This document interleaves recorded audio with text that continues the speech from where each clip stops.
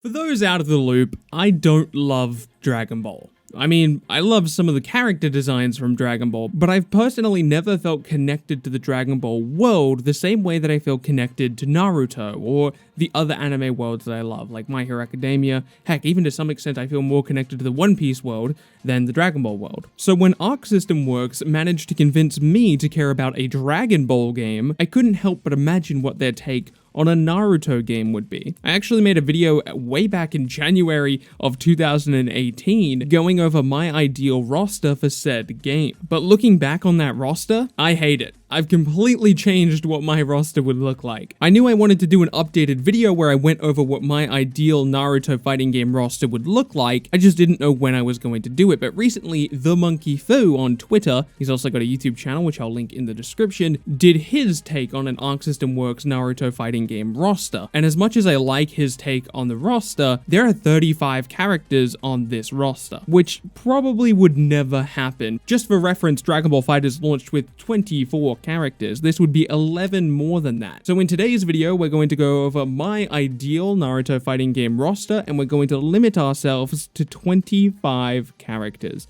First of all, let's establish something very important, and that is the context of this world, the story that we're going to be telling. First of all, I do think we would get an original character just like Dragon Ball FighterZ got its original character, Android 21. I would make this original character a child of the Otsutsuki clan. What's unique about this character? I would give him the ability to bring people back to life. Obviously, we've had things like reanimation jutsu in the past, but reanimation jutsu forced the people it brought back to life to be under the control of the caster, where this guy would just be able to bring people back. I don't know how he would do it, it would just be a thing that he does. This is how we're going to get currently dead characters onto the roster. Instead of doing a time travel thing or a simulation thing, we're going to have someone who can bring people back. And with that out of the way, let's go over the characters for the roster. Naruto, Sasuke, and Sakura would obviously make the base roster, being the most important characters to the original series and the series as a whole. Kakashi would follow close behind. I think you have to work Gaara in somehow. Shikamaru gets a slot, I think. Choji too. Hinata, of course, being the mother of Boruto and such an important character to the overarching story of Naruto in general. Hinata would absolutely make the roster, and I think Rock Lee would also get a spot. Rock Lee is the first character I would like to make a specific request for. I would have him fight alongside his son, Metal Lee. Metal Lee is not going to be able to make it onto my roster here, so giving him a spot with Rock Lee's moveset a la Videl. You can also feature Might Guy in an ultimate attack or a level 3, as I'm not going to be featuring him anywhere else on this roster as well. In fact, as long as we're making requests, I would also like to see a family style attack from Hinata Hyuga, whether it be a level 3 or whatever. I would like one of her big moves to feature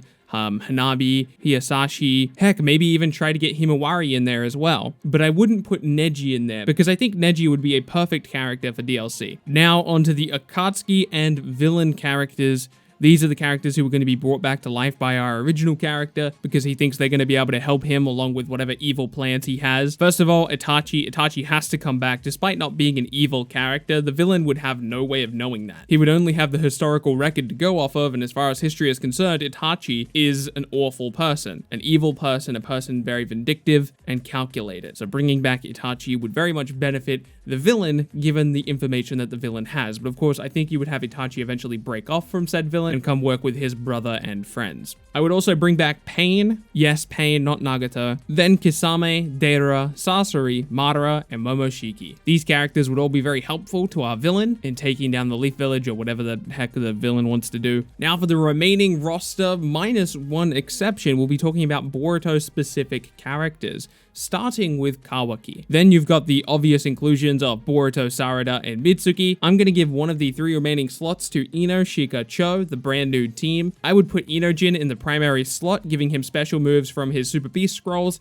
and the remainder of his team, Shikidai and Chocho. I'll be entirely honest, I don't have much of a reason for this next character, just know that I really like the character. If you're not familiar with him, please go watch the Boruto movie, it's definitely worth your time. I'm talking about Shinki. I desperately would want this character to be playable. And the final character on my roster is Orochimaru. As a very consistent character throughout the series, I would be mortified if he didn't make it into the base roster or DLC. Orochimaru is so important to the overall arching story of Naruto. He was very relevant. He was incredibly relevant in the first series, and then of course in Boruto he still pops up every now and again. Orochimaru is very integral to the Naruto story. Any Naruto fan will look at this 25 character roster and immediately notice certain characters missing. We've previously mentioned Neji, characters like Minato, Hashirama, Killer Bee, Kid Naruto, and Kid Sasuke. Heck, even some people out there are big fans of Kiba, and me too. I would love to see Kiba in a fighting game roster. Imagine his moveset with Akamaru. Be so cool. But I think this roster easily offers the most variety while also simultaneously being able to tell an interesting story.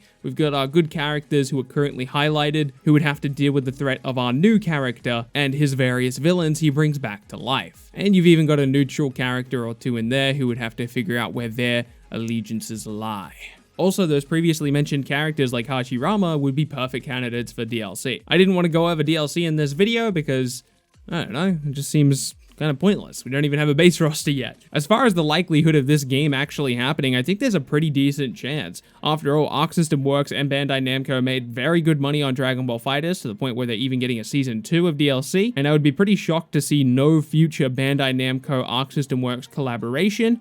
I'm personally hoping it's either a Naruto or even a My Hero Academia game, but I wouldn't be shocked if we got a JoJo game or a One Piece game or something like that. And at the end of the day, as long as ArcSystemWorks is making anime games, I'm happy. But that's gonna be it. That's my take on a Naruto roster. I'd love to hear your thoughts in the comment section below. And let me know if you'd like to see more conceptual rosters. Like, for example, I could do a video on this same exact topic, but instead of doing Naruto/Boruto, I could do My Hero Academia, or heck, even I probably wouldn't do a One Piece one because my knowledge on One Piece is still a little bit lacking, okay? But heck, I could do a JoJo one. Let me know what you want to see in the comment section below. My name is BILBZY, and I'll see you in the next video.